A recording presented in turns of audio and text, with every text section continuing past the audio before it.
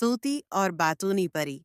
एक जादुई कहानी। किसी जमाने में परियों की एक हुसीन वादी थी, जहां हर रंग के फूल खुले रहते, नदियों में चमकता पानी बहता और हवा में खुशबू रची रहती।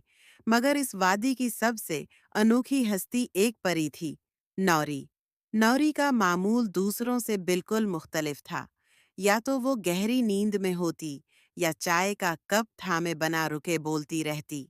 वादी की परियां अक्सर हिंसते हुए कहतीं, ये नूरी नहीं, ये तो या तो सूती है या बातूनी। और यूं वो सूती और बातूनी परी के नाम से मशहूर हो गई। एक दिन अचानक वादी में एक सनसनीखेज खबर फैल गई। पहाड़ों के पीछे रहने वाला खौफनाक दीव यहाँ आ रहा है।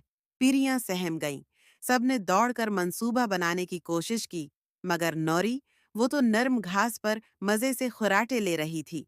परियों ने उसे झंझोड़ कर जगाया। नौरी, उठो, दीव आ रहा है। नौरी ने आंखें मुसलते हुए कहा, हाय, अभी तो बड़ी मीठी नींद आई थी। परियों ने गड़गड़ाते हुए कहा, तुम्हें कुछ करना होगा, वरना दीव हमें खा जाएगा। नौरी ने जमाई ली। अच्छा, पहले चाय बना दो, फिर सोचते हैं।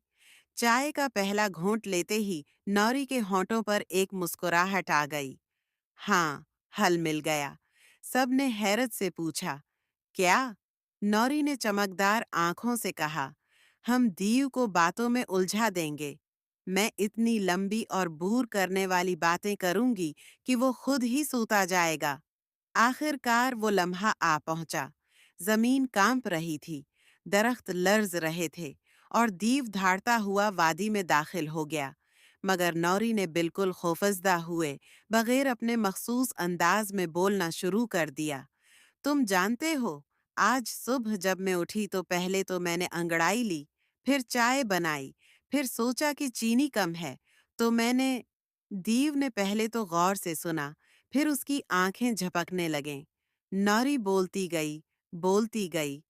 फिर मैंने एक बार सोचा कि चाय में शहद डाल लूं, मगर फिर लगा कि दूध ज्यादा हो जाएगा। फिर मैंने चम्मच डालना है से हिलाया, और हिलाने के बाद जो झाग बनी वो इतनी दिलचस्प थी कि दीव की आंखें आधी बंद हो चुकी थीं।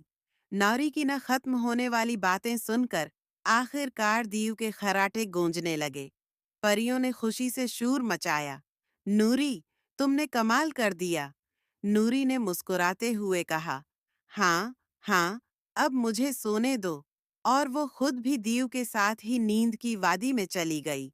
यूं नूरी की नींद और बातों ने वादी को हमेशा के लिए एक खौफनाक दीव से बचा लिया, और वो हमेशा के लिए सूती और बातूनी परी के नाम से जानी जाने लगी।